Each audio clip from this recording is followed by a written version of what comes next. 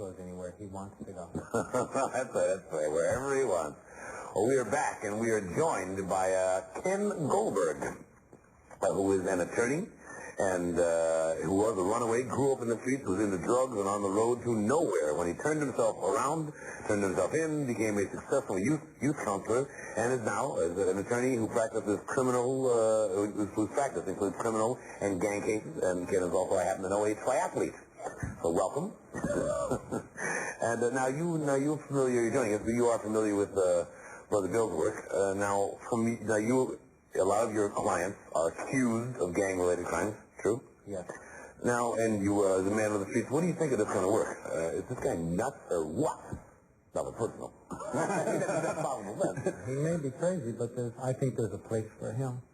You know, I heard a little bit of the conversation earlier, and I just think that what Brother Bill's position on confidentiality is pretty important.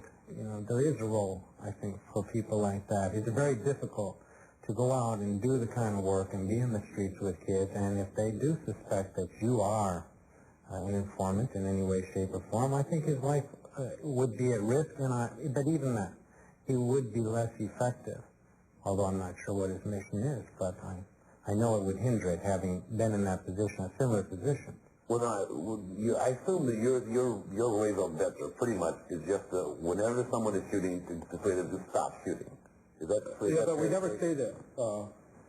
There was a fellow came to me one time on crutches. He says, "Oh, brothers, I'll never tell the gangs not to shoot," because he says, "I did," and they said, "Oh, you mean like this?" So they shot him in both legs.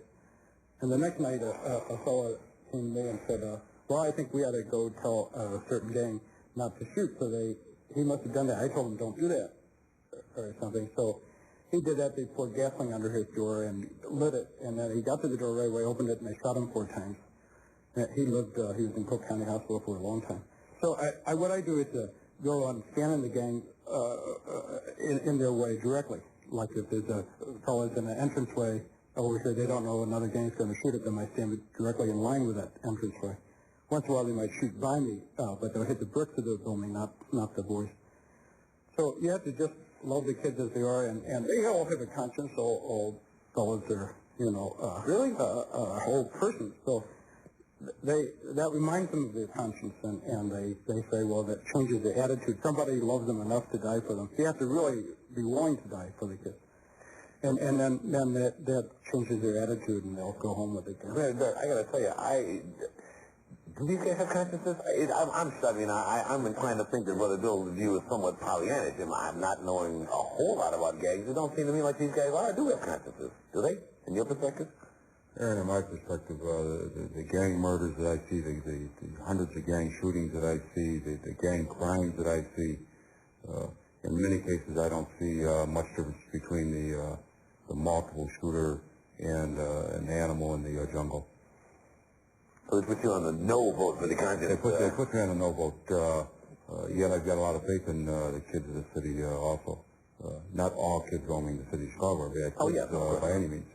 There's some great kids out there. There's some great kids in the housing developments. And there's some great kids in the gangs that are there because of sheer fear of being beat up or worse if they don't join the gangs. So not all gang members are bad, but it's the ones that are bad that we're targeting, and we got to get them off the streets. These streets, our city belongs to the people. And right now you've got people that are terrified to go out there and walk, go up and buy an ice cream cone or sit out in front of their porch.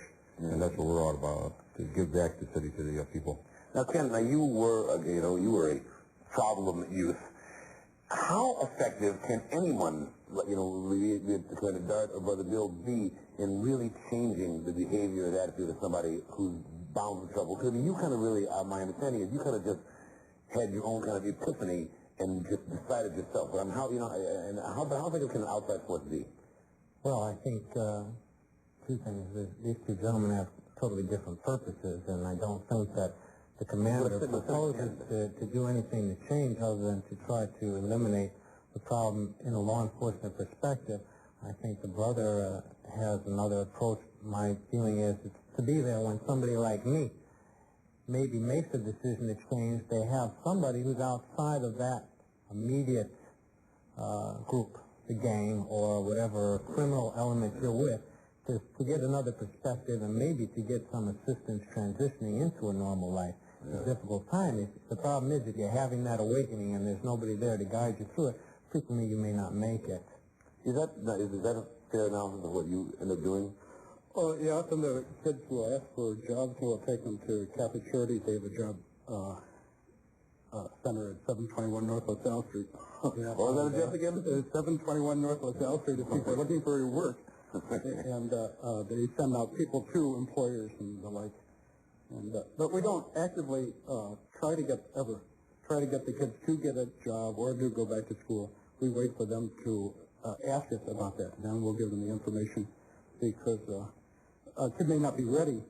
We don't want to spring something on a kid and have him reject it in his mind. When he's ready to ask something, then we'll give them the information they need to help them or even take them to the place. Commander, no, Chicago Police Department does not concern itself with kids who somehow want to get out and get their life together, right? I mean, your job is just stop the ones that are bad. No, I don't think so, Aaron. I think we've got, I think the old days, we were pure enforcers. I think police officers are concerned with what happens to the kid in the future and what happens today. I don't think a pure law enforcement approach to gangs is going to solve the problem, nor do I think a community approach to the gangs is going to solve the problem. But I think if we all get together and give the kids something, you got to have alternatives. Boys especially have to belong to something, whether it's the CYO or the YMCA or boxing, the Golden Gloves, or the military if they're at that age. But they have to belong to something. And if there's nothing out there, they'll join the one thing that's always there, and that's the gangs. So we've got to have jobs. We've got to have recreational outlets. We have in the THA, the Midnight Basketball League. That's been tremendously successful. But it's not all over the city. And it's those things. It's simply just not a singular unilateral approach to a major problem in the city.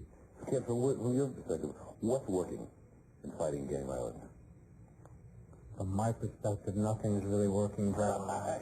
You only see them after they're in trouble. Well, I've putting my life, I got to say that I spent several years working with street gangs as an outreach worker. A handful at best transitioned into a better lifestyle. The bulk of the young people I worked with who were in street gangs died as a result of street gangs, or their lives have never turned around. They're still caught up in some element, criminal element, and their lives are pretty much a shambles. A lot of them are my clients now. They're my legal clients. So it's debilitating, and I'm not sure what'll work. On my perspective, when I worked with the police department, was that they are pretty much caught up in the law enforcement aspect of it, and there's not much room for intervention. I don't know. Hold on, we're going to be right back for one last segment after these commercial messages. I wonder. How do you compare that? You kind of parlayed street smarts, let's say, into a business, a career of the professional, the lawyer and everything. And I guess, could street smarts be interpreted as kind of an advantage in business? I mean, are there like the little Horatio Algers that we can just tap into this great vein of street knowledge that we could change the face of the Fortune 500? Well, I represent a lot of budding entrepreneurs. Absolutely. Part of the problem I have in representing some of my clients is that as I get to know them as human beings, I don't see them as criminals. I know what they're doing is criminal, but I don't see them as criminals. I see a lot of them as being capitalists and budding entrepreneurs who have latched on to what they see as a money-making scheme. And unfortunately, there's this illusion that there's no victims, especially in you just reminded me of something you said once, and I thought it was really very interesting, and I'd love to get our other guests to comment on it, that a lot of your clients, young people, who because they see crimes committed with impunity in their neighborhoods, they do not appreciate the criminality of their actions. That they truly do not perceive, is that a fair assessment, paraphrase of what you said? Commander, do you perceive this as the case? And if so, aren't these people entitled to a little bit of a break since there's no reason that they should think that they're criminals? Ask the victims if they should have a break. Ask the mother of the kid that's laying in a pool of blood with his guts spilled out. Does he have a break coming? Okay. Are we taught from the the very first day of school that we're all endowed with the knowledge of right or wrong. But do you not agree with Ken, though, that there's sometimes people do not perceive the criminality of their acts? Well, I sometimes I wonder when you have 800 and some odd murders that we see on television, the person shot in a movie, and 30 minutes later that same star is up in another program. I think sometimes children don't understand and appreciate the finality of death. There's no getting up from there. The people don't perceive it. We're in the project, and sometimes in the project you have a certain feeling like I with some people one time, and I said, oh, there'll be some murders tonight, and they said, oh, how can you think that? I said, well, this is this place or something, and there were two that night. So it's in a particular atmosphere, like sometimes I drive boys down to Notre Dame University or even just down to Michigan Avenue, and when they see other people living other ways, they say, well, gee, other people live different, don't they? But if they're in their own particular environment, they might say, well, this is what happens here. This is what life is like.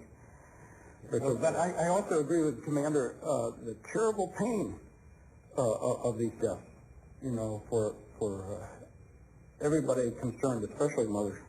It's awful. Some people, though, react to a young person who may be selling cocaine or marijuana the same as they would react to somebody who would walk in, stick a pistol to your head, and take your money.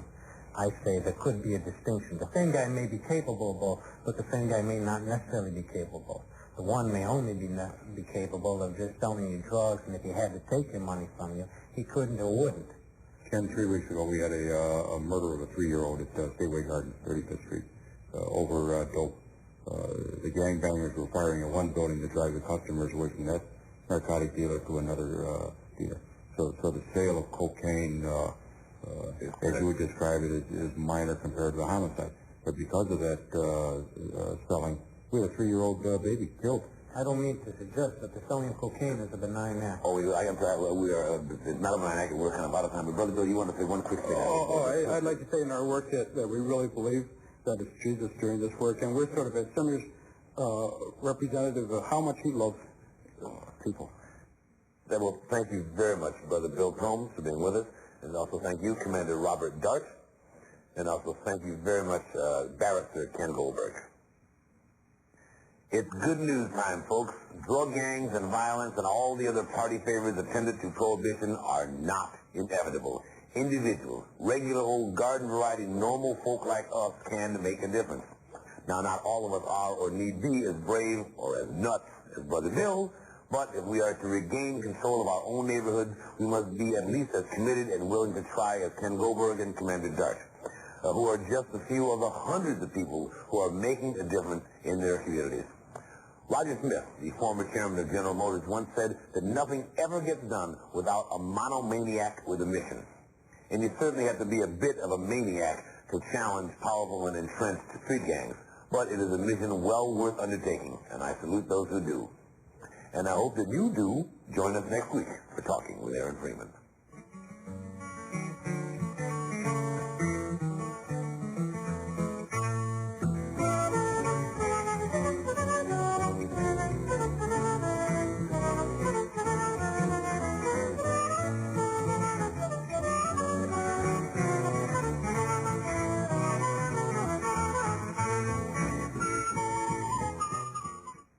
The most compelling performer of our time.